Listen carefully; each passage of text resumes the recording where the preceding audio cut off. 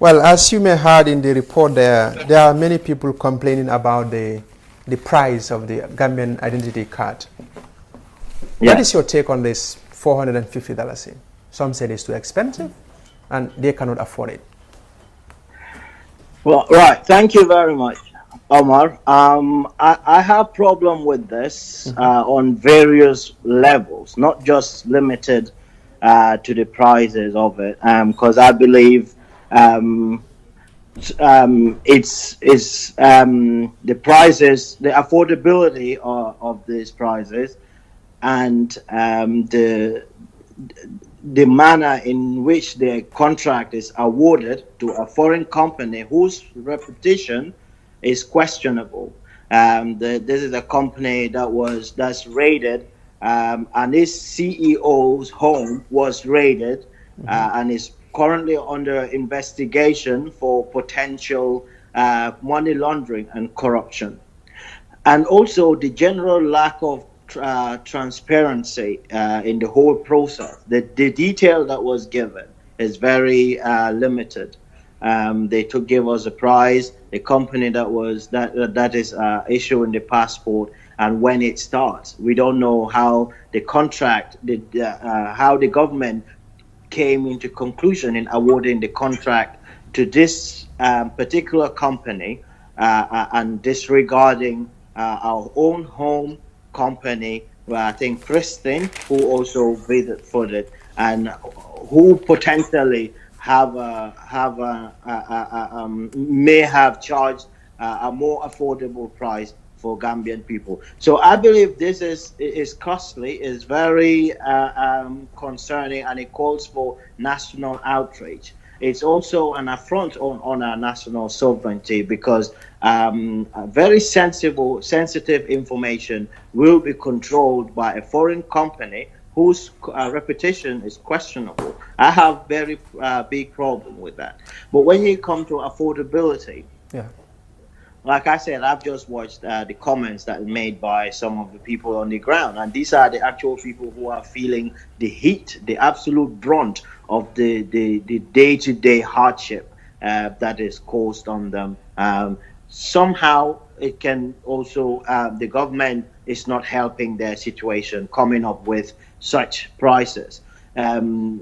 It's costly. Majority of Gambians are unemployed. About 60-70% of Gambians are employed. They are living in a manner that they don't know where their next meal is coming from.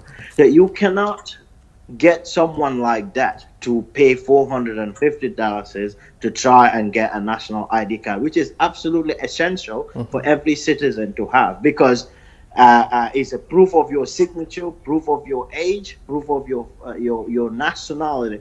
So is absolutely necessary for every citizen to have one, and we have.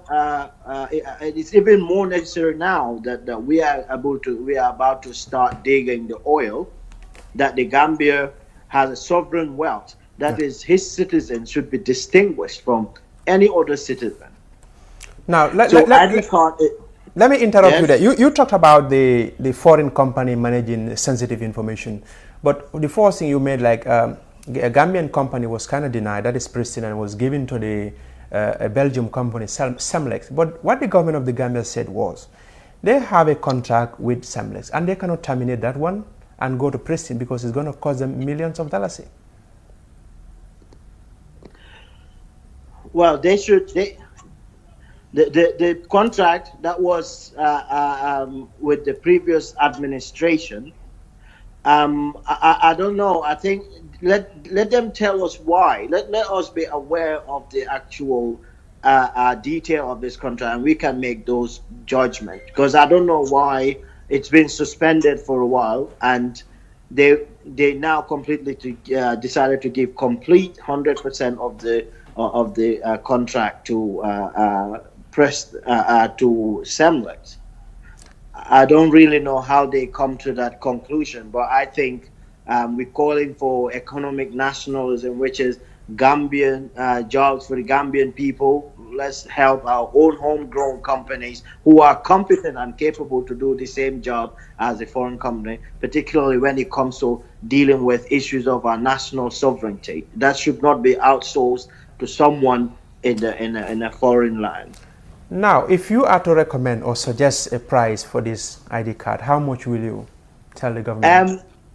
It was 200. Yes. If they cannot do it completely free, it shouldn't be more than what it was. It should be 200. If the people are able to cope with that, let it be. But I would recommend it to be completely free for the Gambian people.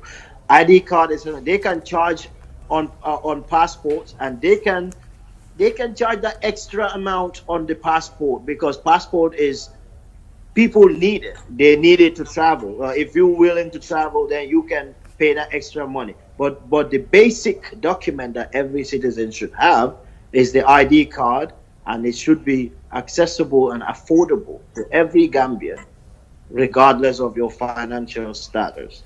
Now, another thing has to do with Barrow attending United Nations General Assembly, and there's a lot of outrage, he hiring a private jet. What do you make of that? I share the same frustration, because this government, they didn't come that because they've worked hard, or they think they done. Gambian people fought to get this government in place, right. And we get them there for a purpose. We don't get them there for any other purpose, but they serve the absolute interest of the Gambian people, and to deviate from what we all fought against in the past, including them. Because we both stood together and condemned everything that they are now doing. And that is very disappointing. The amount of money that's being spent on private jets flying to everywhere. We're seeing the extortionate amount of money that was disclosed to the parliament last week. Nearly about $300 million that was spent on per diems and travel.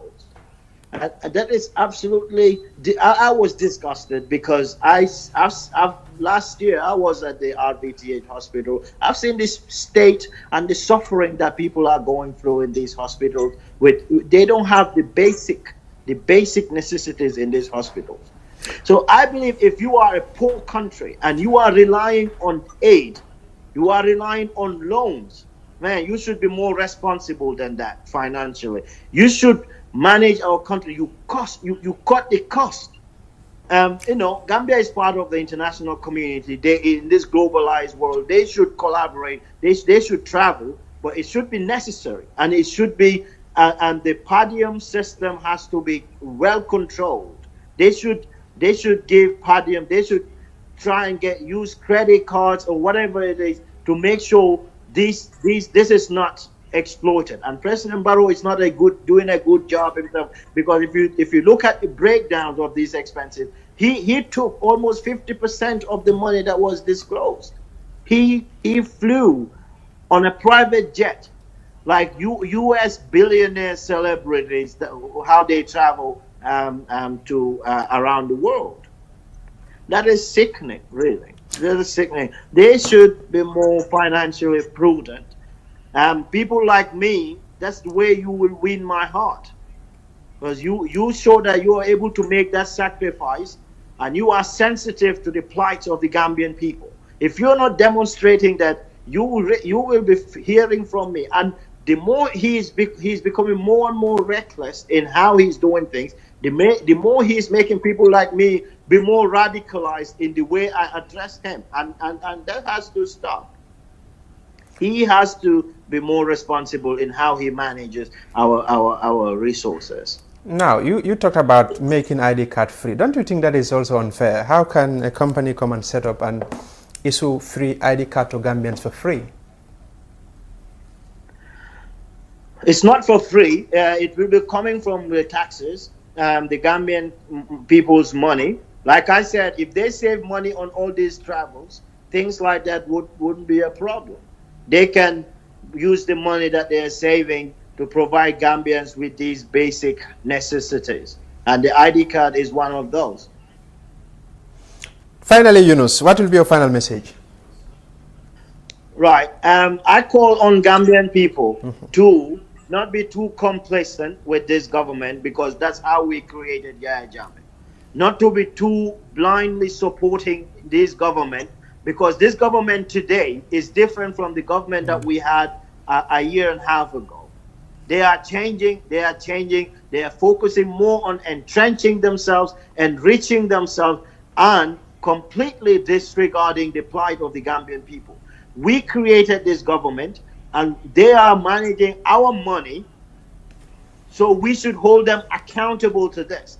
They are taking loans on your behalf, and they are not spending it wisely. If you have a loan and spend it on something that would make tangible profit for you, then there's a trade-off. But if they are taking loans on your behalf, spending it on travels that has absolutely no returns to your life, then you should be questioning this. So let's hold our government accountable. It doesn't mean you hate them. It means you want a better country for yourself, for your children and your grandchildren. No one deserves to be dying in this Mediterranean Sea, to be desperate in your own country, trying to leave your own country to go and live somewhere else. No one deserves that. You can only live in your own country with dignity. And if the government is not making anything to make that possible for them, you can take them out. If this government continue being reckless in the way they spend your resources, you have the right to gather at the State House and tell them to leave, to tell them to get out of office. Let's put a more responsible government. It's a possibility. So let's hold our government accountable. I will tell Barrow to be more responsible in the way he spends our resources, and the way he awards contracts, to be more transparent, because Gambia is getting to a stage that it will be immensely volatile, because we as a destitute, we now have money that everyone is keeping an eye on, which is the oil. This has a potential to cause serious conflict in that country. So they have to manage this very responsibly and transparently. Let them be very open to the Gambian people. Let them tell every detail to the Gambian people how this contract is awarded to the company that is drilling the oil, and how the money will be spent. So this is my message for the Gambian people and President Barrow. Thank you very much. Thank you so much, Yunus Haidara. Thank you, appreciate it. That is Yunus Haidara, the Gambian based in the United Kingdom, discussing about the ID card. We will take a short break. When we come back, we continue with the program.